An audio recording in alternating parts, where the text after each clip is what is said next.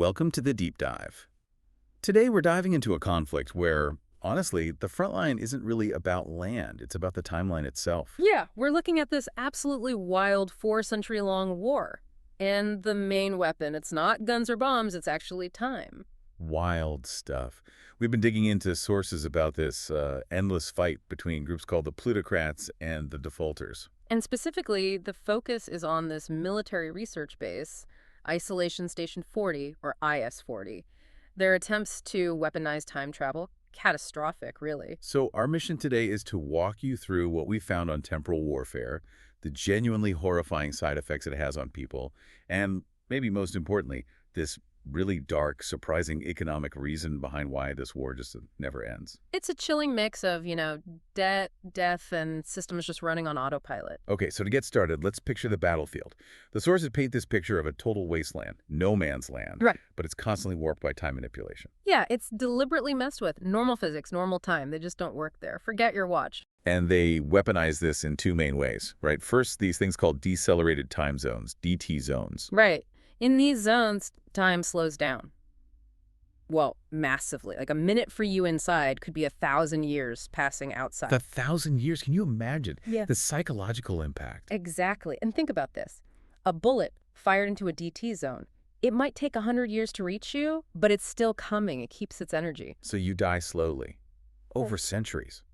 Horrifying. And then there's the flip side, the accelerated time storms. 8T storms. These are the opposite, right? Super fast. Instant annihilation, basically. 100 years of existence, gone, reduced to dust in seconds as this time wave washes over so you. you don't even age, you just vanish. Precisely. Which brings us to IS-40 and their big idea, their breakthrough. They finally figured out how to send soldiers back in time using this RT capsule, relative time capsule. Powered by something called Chrono-Infection, a highly unstable, time-active element. They thought, okay, this is it. This will finally end this 400-year war. Yeah, the plan was hit the enemy in their past, change history, win the war. Simple. Right. If only. Instead, they basically opened Pandora's box. A temporal nightmare. So the first mission didn't go well. Not at all. Total chaos. These two soldiers, Norton and Ash, they were supposed to make a targeted jump, go back 120 years. Precise sabotage mission. Yeah. They completely lost control, overshot the target date by centuries, just flung into the past, no idea where or when exactly. And the fallout from that is where this gets really disturbing, this condition, anachrophobia. Anachrophobia, it's not just being scared of being out of time. It's a physical and mental breakdown because you've lost your temporal anchor, your personal history. So he starts in the mind, like confusion. Deep disorientation, yeah. Memories start to fray, vanish, your sense of who you are, your past, it just dissolves. And this mental decay, it becomes physical, this depreciation thing. Exactly, depreciation. It's like your body's physical structure is literally held together by its history, its timeline. When that timeline gets erased or runs out, The body just breaks down. it shrivels, it rusts, decays, becomes brittle. The sources mention one soldier, Heath, who literally just shattered, like old paper. That's profound. Yeah. The idea that your memories, your past are structural, biologically structural. It's a terrifying concept, but it gets even stranger. The final stage of this infection. This is the really mind-bending part, isn't it? The transformation. Yeah, the soldiers who are heavily infected, Norton, Ash, this guy Elaine, they don't just crumble away. They change, metamorphose. Into what? Into living clockwork machines, actual timepieces. Lane, for instance, his head was replaced by a working, ticking mahogany carriage clock. The clock for a head, okay. But here's the kicker. They gain something. They become these walking temporal anomalies. They can actually rewind time. Rewind time. How? Yeah. Only locally, around themselves. So say you shoot one of these clock creatures. It can absorb time minutes, days, months from its immediate surroundings. Like literally feed on time. Undo the bullet hitting it. Exactly. It rewinds that moment, negates the injury. They're basically undoing the attack as it happens. No, they're invincible. Practically. On the battlefield, yeah. You can't really stop them because any successful attack just triggers their ability to reverse that attack. It's a perfect defense mechanism. Okay, wait. If these creatures can just undo being killed, and the time zones already make winning impossible, then why? Why is the war still going on after 400 years? Yeah, Really? it makes no sense. All these resources, all these lives for a stalemate. What's the point? Well, that is the question. And the answer is incredibly bleak. We get introduced to this character, the Auditor, Mistletoe. Right, the auditor. Yeah. And he has a different perspective. Completely different. He basically says, look, the war isn't supposed to have a winner. It's designed to be a perpetual stalemate. Why? To what end? To, and this is his phrase, preserve the status quo. The status quo being the Plutocratic Empire's finances. Bingo. It turns out the soldiers fighting and dying in this war, they're not volunteers, not really. They're conscripted because they're in debt. Massive debt. Debtors. Yeah. The unemployed, the bankrupt, the destitute, classified as non-viables, seen as unnecessary burdens on the economy. The war is. It's a debt-clearing mechanism, a horrifyingly systematic way for the plutocrats to wipe out their bad debt, the debtors themselves. Oh my God, it's not war, it's accounting with bullets and time distortion. That's exactly how Missile 2 frames it. He calls it pure business, just streamlining the economy, getting rid of liabilities. The human cost is just factored in like any other expense. Purely cynical. Calculating human lives on a spreadsheet. It sounds like something a machine would do. Well, funny you should say that, because the ultimate command center, Station 1, it's run by machines. The automated actuary. Automated actuaries, what are that? The descriptions are chilling. Figures with, like, old-fashioned calculator boxes for heads, tortoiseshell boxes, numbered buttons, plugged into the walls with these thick, ancient cables. Pure automation. And they run the war. They were installed 4 centuries ago to run the war specifically for profit. For the Plutocratic Empire. But, wait, you said the plutocrats vanished. Ages ago. That's the insane part. The actuaries. They forgot who the profit was even for. They probably don't even know what a plutocrat is anymore. So the tip's going. They just kept running the program. Accumulate wealth, eliminate debt, meaning kill the debtors.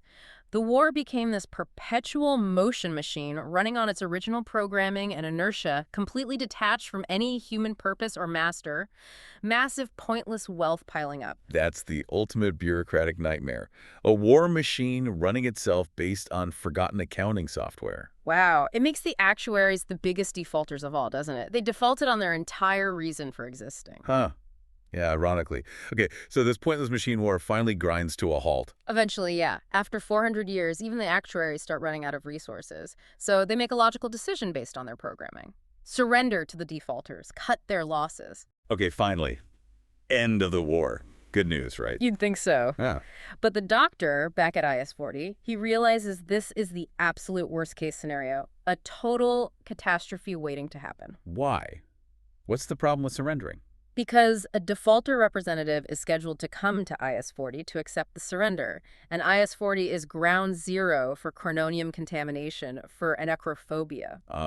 So the representative gets infected. Gets infected, takes it back to their people, and suddenly the clock creature transformation isn't just a few soldiers, it's a pandemic spreading through the entire defaulter population. Half the human race turning into invincible, time-rewinding clockwork monsters. Exactly. A temporal apocalypse. So the doctor has to stop this.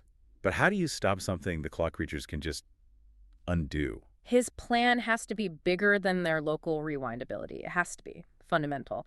And it requires total self-sacrifice. It's extreme. What does he do? First, he needs to induce a controlled state of temporal displacement in himself to navigate the temporal energies. How on earth does he do that? He puts on a survival suit, goes into the base's atmosphere, which is full of mustard gas, a slow-acting toxin that causes temporary temporal effects, and deliberately inhales a lethal dose. He poisons himself to control time travel. Essentially, yes, using the predictable delayed temporal distortion from the gas. Then he gets into the RT capsule, but he loads it up with cases of raw chrononium. Right. Using his own body's temporal distress as a kind of guide, he pilots the capsule, not just back in time generally, but 410 years into the past, along his own personal timeline. Into his own past. While he's alive. He's effectively erasing his own history as he travels through it. Once he reaches that point before the original disastrous time jump ever happened, he detonates the chrononium. Creates a massive time bomb in the past. Or the localized temporal saturation event, yeah. It basically cauterizes the timeline, seals the breach caused by that first failed mission, erases it. Does it work? It does. The clock creatures, they're either destroyed or, maybe more accurately, reverted, undone. The timeline where they existed is sort of overwritten. The base is safe. The pandemic is averted. But the doctor, the cost. Immense. He's left in a deep coma, severe chemical burns from the gas, and the temporal stress. His face briefly became a clock face before reverting back to human. Well. And, crucially, his recent past, his memories, wiped clean. Temporarily, at least. He had to sacrifice his own history, risk becoming one of those creatures himself to save everyone else. That's incredible, trading your own past to secure the future. But that's not quite the end of the story. There's a final twist with Mistletoe, the auditor. Right. After everything settles down, Mistletoe drops another bombshell. He wasn't just some accountant for a long-dead So empire. he works for someone else. He reveals that he and his associates are agents for, well, something much bigger. A higher power that manages or controls the timeline, the continuum itself. Controls time. Seems like it. And he reassures everyone that the doctor will recover. Not just because of medicine, but because, in Mistletoe's words, the doctor is of inestimable value. He's too valuable to be allowed to die. Too valuable an asset. Exactly. So think about that. We've seen this insane perpetual war driven by automated profit and inertia, fueled by debt. We've seen history itself weaponized, turning people into clocks. Yeah. But this final revelation, it leaves you wondering, doesn't it? What does it mean for someone like the doctor, someone who can manipulate time and sacrifice their own past? What does it mean for them to be considered an asset? Who is keeping this cosmic ledger? And what kind of value does a time traveler have to the masters of the continuum itself? Chilling thought to end on. That even across time, someone or something is keeping score.